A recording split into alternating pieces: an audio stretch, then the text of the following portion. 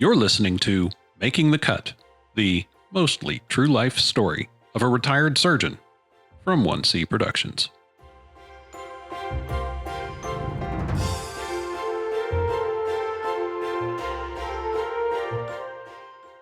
Hi, I'm Rebecca Seitz, founder and president of 1C Productions, where thoughtful entertainment comes alive. Our content, like the show you're about to hear, sometimes includes mature themes and subject matter. This may be offensive to some listeners.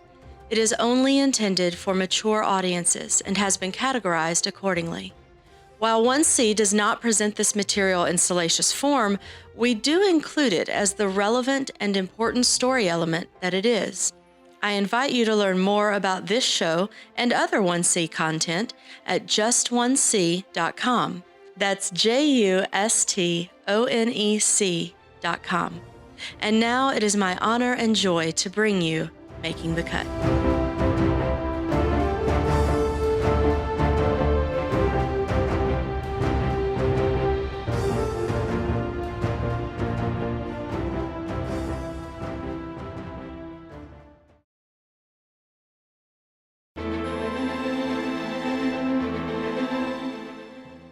Mother had managed to find me a way out of Egypt. I would have a chance at a freer life. Yet, how could I leave the warm Egyptian family milieu and the close friends I held so dear, especially Magdalena? Moving was traumatic. Would I be able to adjust to a new school? And would I make new friends? Mother decided we would pass through Germany on the way to see Oma and Opa.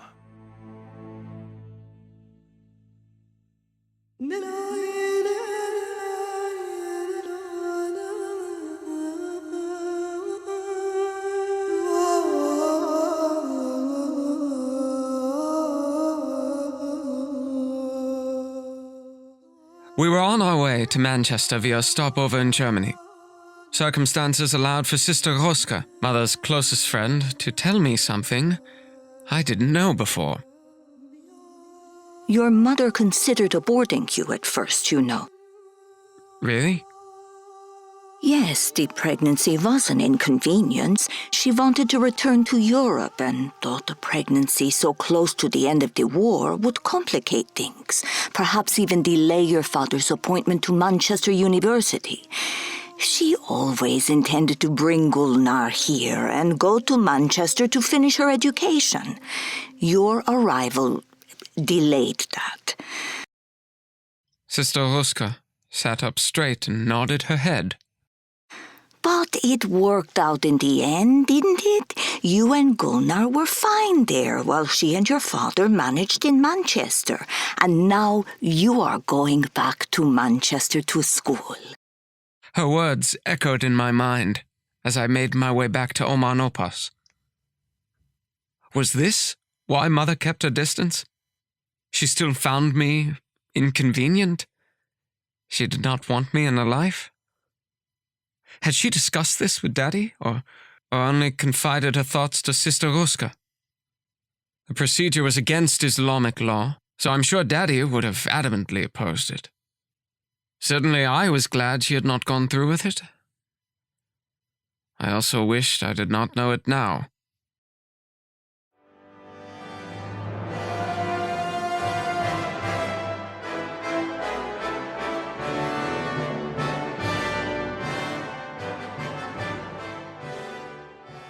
The autumn term at Burnage Grammar School had been going for 6 weeks already when I arrived. The headmaster's Oxford gown complemented his portly, handsome good looks, as he asked a few bookish questions in pretentious cultivated Queen's English, distinct from the charming Lancashire dialect I heard all around me. Since my declared career choice was aeronautical engineering, my pre-A-level majors for the next 2 years were maths, physics, and chemistry. On passing the finals, I would be eligible to start a university engineering education. I told Headmaster that I was interested in designing the next generation of fighter planes. If you like machines, become an anaesthetist. My brother-in-law is one, and his anesthetic machines have knobs, taps and levers. I found the comparison of fighter jets to anesthetic machines a ludicrous proposition. If I wasn't to be an engineer, becoming a surgeon appealed to me, particularly after my appendicitis operation. After all, both pilots and surgeons face moments of panic between long stretches of tranquility. You need a label, some professional title.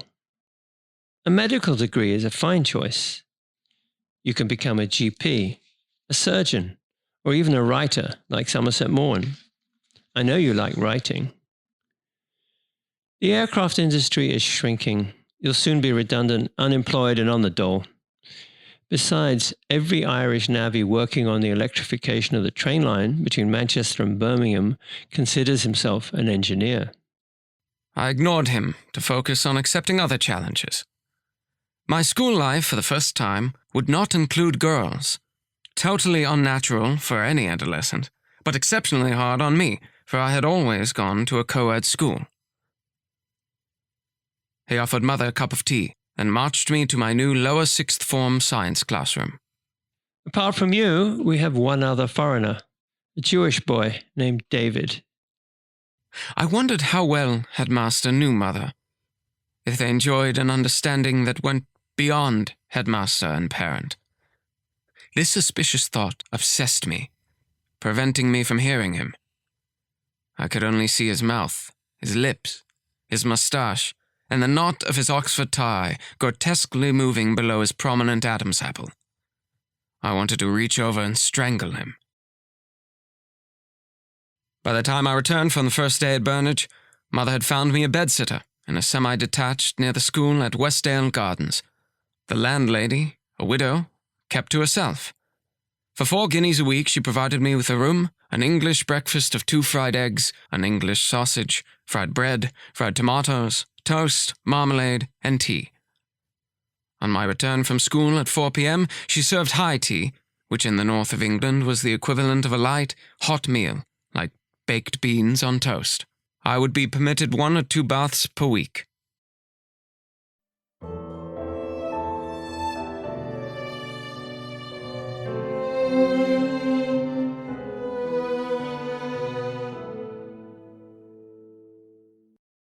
The following day, Mother took me to a cooperative for a school uniform. Grey shirt, school tie, flannel trousers, a blazer embossed with the school crest, woolen underwear, and long johns for winter. The sturdy black shoes, unlike my Egyptian lace-ups, would weather the persistent Mancunian rain. Mother opened a joint bank account in our names to deposit funds from Egypt. In the militaristic dictatorship of Nasser's Egypt, departing citizens could not legally take more than 12 English pounds, equivalent to $36 at the time, out of the country due to severe currency restrictions. However, money exceeding this amount could be transferred to cover the cost of tuition and living if a student was under the supervision of the Egyptian Overseas Office of the Ministry of Education. At the suggestion of Mother's banking friend, her admirer and soon-to-be lover, she could legally transfer substantial funds out of Egypt on a monthly basis, money that came from royalties derived from my father's many Arabic textbooks, in the guise of supporting her son's education. In reality, Mother's plan was to transfer enough money to eventually live outside of Egypt.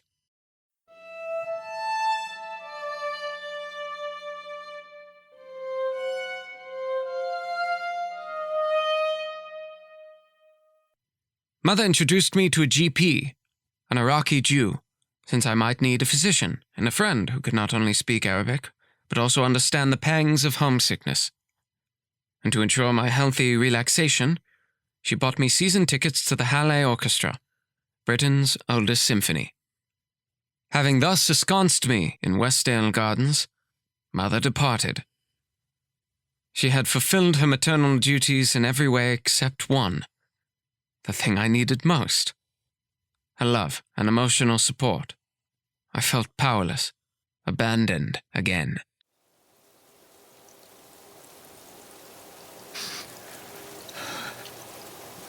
After she left, I sat sobbing on the edge of my bed, unable to control my hurt, rage, in despondency as rain streaked down the window panes in sunless, cold, smoggy Manchester.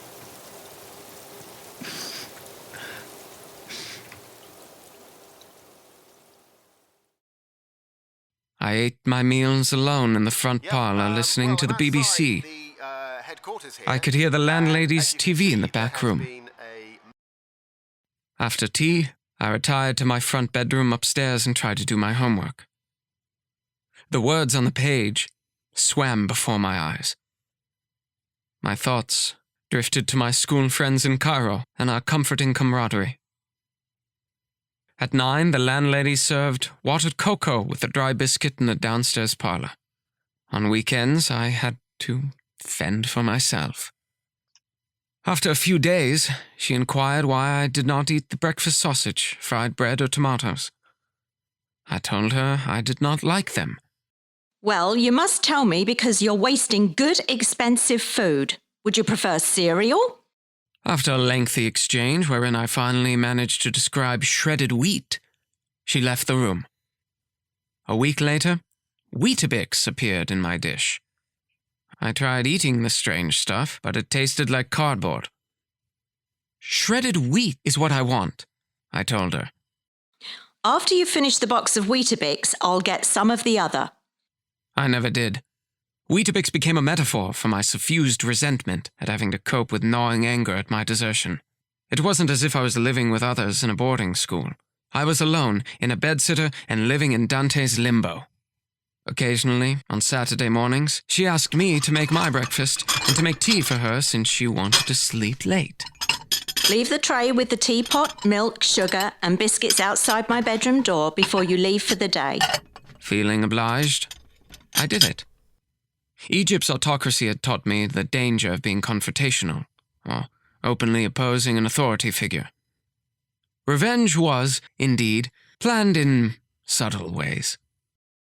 One day I added extract of senecot leaves to her tea, and felt vindicated on Sunday morning, and she confessed that she had had the runs all day and night. She never asked me to make her tea again. Saturday mornings, accompanied by loneliness, I sat in front of my books in the Central Library, in the heart of Manchester. I read. Nothing seemed to register in my brain. I lunched alone at Lyon's Corner House. I sat in front of my books in the afternoon, and once again, nothing seemed to stick in my mind.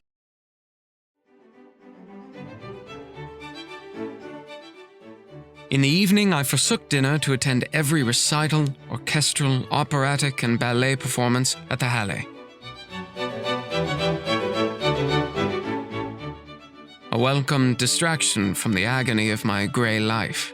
I sat with familiar faces, season ticket holders, aliens yet human company nevertheless.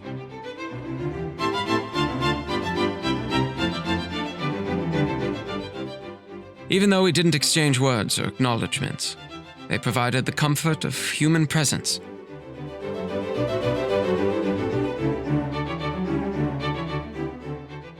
Music, as always, soothed my soul.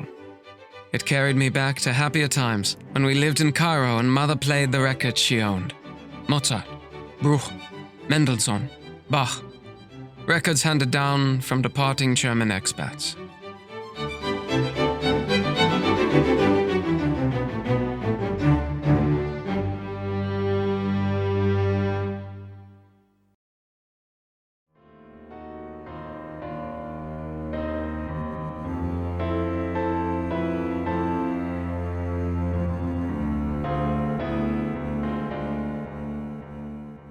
I tried hard to fit in at school, but failed to make any friends, probably because I lived in a constant state of high anxiety. My classmates called me Jippo, or Wog, wily Oriental gentleman, a slur reserved for dark-skinned people from the Middle East. Their attitude toward me reflected the anti-foreign sentiments exacerbated by Enoch Powell's rivers of blood speech that the immigration of foreigners from the declining British Empire, if unchecked, would result in the black man ruling over the white British race. My fellow pupils didn't know me, didn't talk, and didn't understand that Egypt was not part of the empire. I wrote long letters to Mother, begging her, imploring her to come back or take me home. Each day before school, I sought out the early morning postman, wanting to see Mother's hand on an envelope. From time to time, my Oma sent a letter bursting with love and empathy. Aunts and uncles from Egypt wrote to me as well. Dear Marwan, we hope that you're enjoying both a happy time and a good health, as you're doing your best to satisfy us all, and especially your grandfather, Sheikh Amin, who is eager to see you. He always asks about you. We hope you're doing your best in your studies, as we look forward to the days that will come soon, when you will be a great man and a good citizen, as your father was, your loving aunt, Sana. Did Tante Sana or the family know I was struggling? Did they suspect I felt like a total failure? I was unable to learn. I was starting to fail the lower sixth, facing utter shame at not meeting the high expectations of my Cairo family and dead father.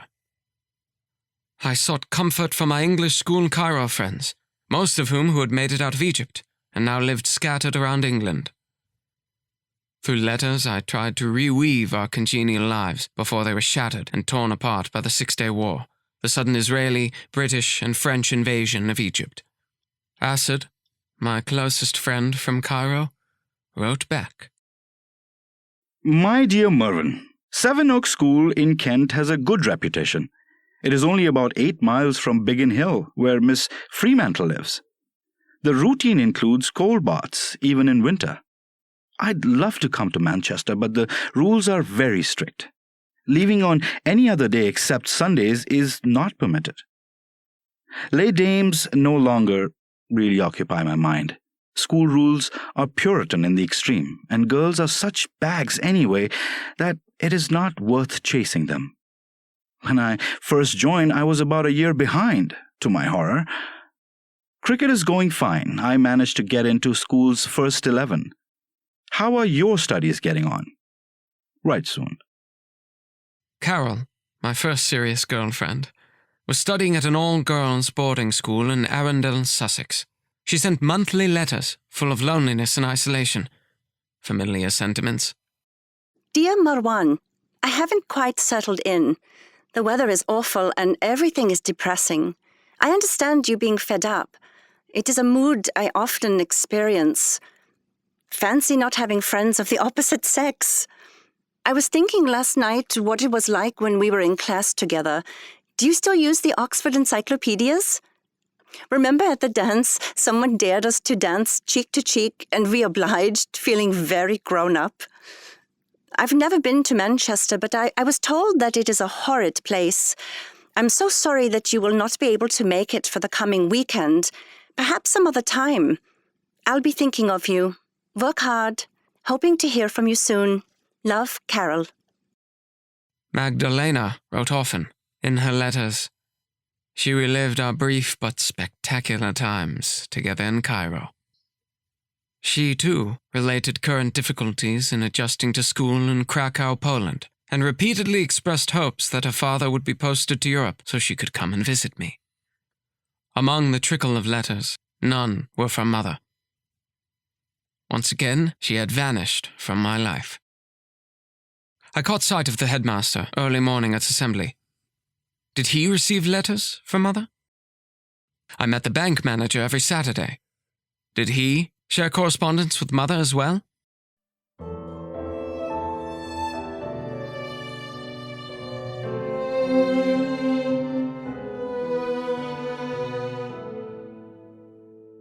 By early December, I became ashamed of mailing my entreaties of despair. Trapped, like a coal miner forgotten underground in the damp darkness, I gave up hope. Humiliated by my efforts to persuade her to return, I stuck my letters into my dictionary. Months went by without a word.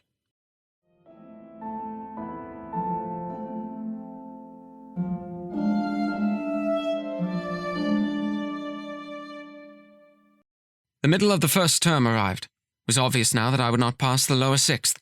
I felt my father's disappointment and disapproval with a sense of disgrace. Branded on my forehead was F for failure and S for shame, for all to see. I did not measure up. Thank you for your letter, Headmaster. I do appreciate your comments on Marvin's attainment at the end of the last scholastic year. I agree he should repeat the year. I am sorry I was unable to leave Egypt as I had originally planned. Now all my affairs have been settled and I'm leaving for Hamburg by long sea route within a week's time, hoping to be in Manchester not later than at the very beginning of October. Although Marvin was reasonably comfortable in his lodgings, I can see now that the abrupt change from one culture to another and being left for the first time to cope completely on his own has aroused such anxiety and most likely has been magnified by discovering some weaknesses in basic mathematics. I am, however, grateful for the consideration you have extended to him. I feel confident that with a home of his own in the background, he will have a happier time ahead of him, which should reflect on his work. Thanking you again, I am yours sincerely. I dropped math, changed my curriculum to biology. Refocusing my future, I decided to try and get into medical school to pursue the elusive label Headmaster had advocated. There was a bright side to my failure as well. Mother finally arrived in the late autumn. I told her I felt she had abandoned me. You should learn to tough it out. But I am here now. What can we do to get you through this time in your life? Your father would want to see you go to university and make something of yourself. she had not changed. She remained emotionally distant. I could not bridge the buffer between us. I'm afraid I have some difficult news to give to you. Your grandfather, Sheikh Amin, died. What? When? About 6 months ago now. What are you saying? 6 months? Why did no one write me? Why did not want to distract you from your studies? You know now. That is enough. The news numbed me. Energy drained from my body. Why was I not in Cairo among family?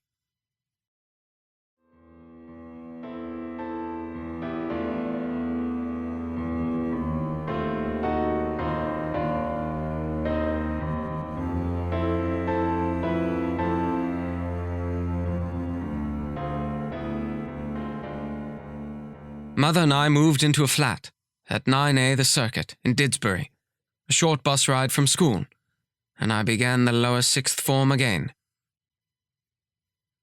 The boys in my new class crowded around me, asking questions. Had I lived in a pyramid? Did I have a pet camel? Is it true every man had a harem? I considered stringing them along, but decided they were probably just testing my sense of humor. I made them laugh, which helped them accept me.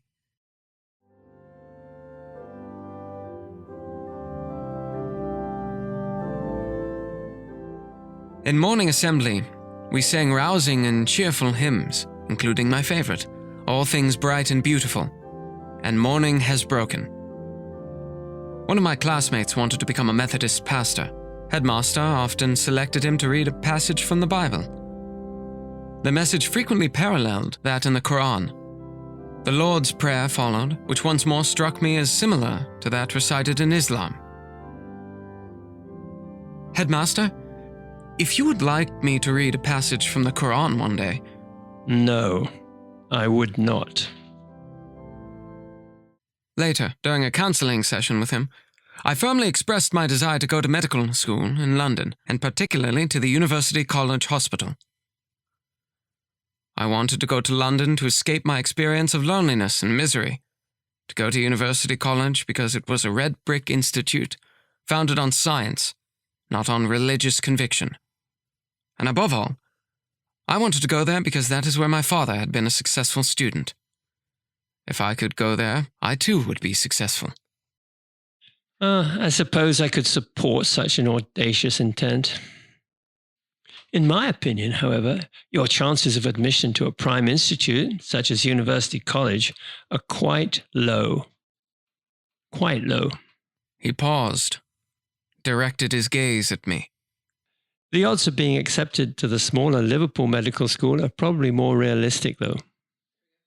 I despised him for his lack of faith in me, even while I wondered if he was right. I did fail the lower sixth form for the first time, after all.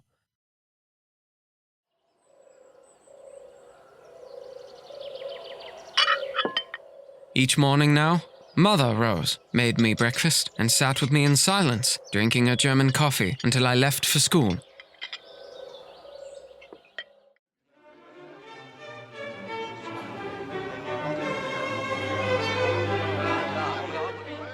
A couple of times we socialized, primarily going to the symphony. Her attire, including her hat, was black. On one occasion, I persuaded her to accompany me to hear David Oistrakh and his son play Bach's double violin concerto in D minor. It was one of the few records she had when we lived in Cairo, David and Igor playing a beautiful duet. She played it so much in Cairo that I grew to both know it and love it, even whistling it in its entirety. She came with me to hear the live performance, dressed head to toe in her mourning black.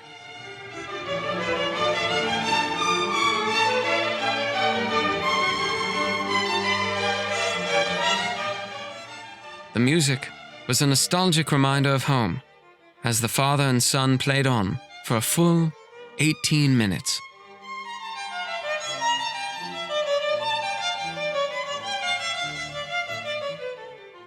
Tears quietly cascaded down Mother's cheeks.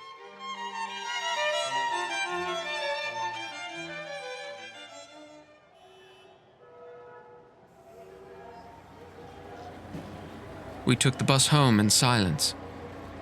Sitting next to her, I was unable to comfort her as I wanted to.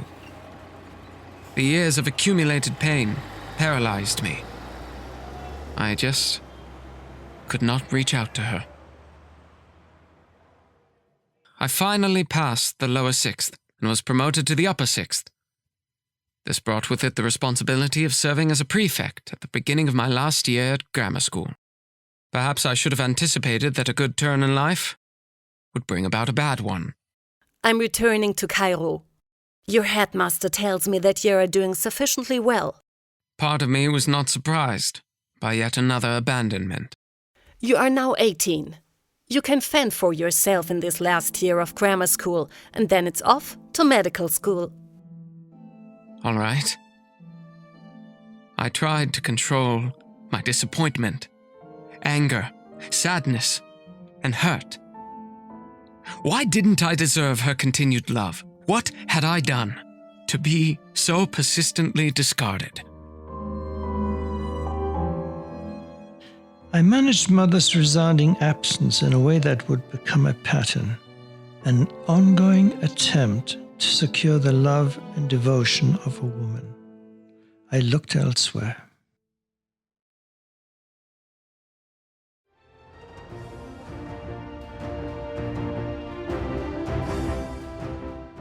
You've been listening to Making the Cut from 1C Productions. Making the Cut was written, produced, and directed by Rebecca Seitz, based on Michael McGead's manuscript, Mastering the Knife. Noah James played Michael McGead. Other roles were brought to life by the voice talent of Gail Van Cott, Martin Strassmore, Nuha Almadani, Anupam Dayani, Liz Fodor, and Michelle Tischer. Audio engineering provided by Zischer LLC. Learn more at makingthecutpodcast.com.